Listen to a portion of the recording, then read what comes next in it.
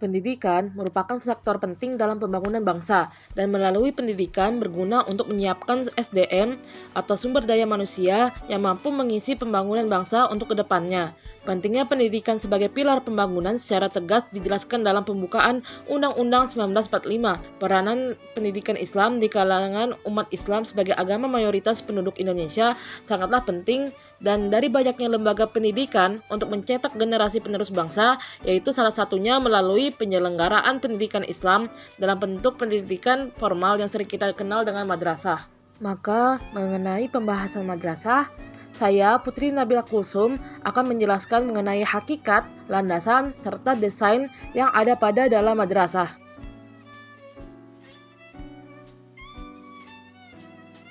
Kata madrasah dalam bahasa Arab berarti tempat atau wahana untuk mengenyam proses pembelajaran. Bahasa Indonesia yang mengartikan madrasah sebagai bangunan atau lembaga untuk belajar dan memberi pengajaran.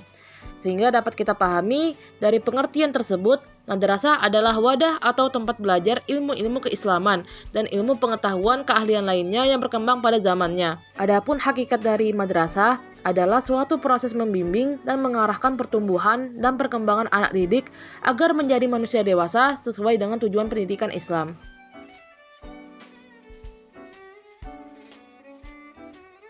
Andewi menjelaskan mengenai asas atau landasan yang ada pada madrasah, yaitu asas perkembangan dan pertumbuhan dalam peri kehidupan yang berkesinambungan antara kehidupan duniawiyah dan ukhrawiyah, jasmaniyah dan rohaniyah, atau antara kehidupan material dan mental spiritual.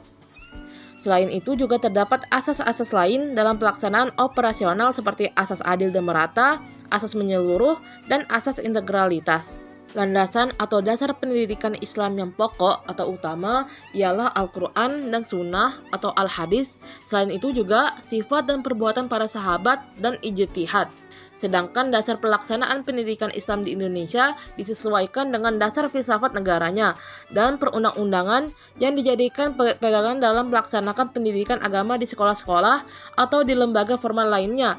Dasar pelaksanaan pendidikan Islam di Indonesia ada 3 jenis, yaitu dasar hukum yuridis, dasar hukum agama, dan dasar hukum sosial psikologis.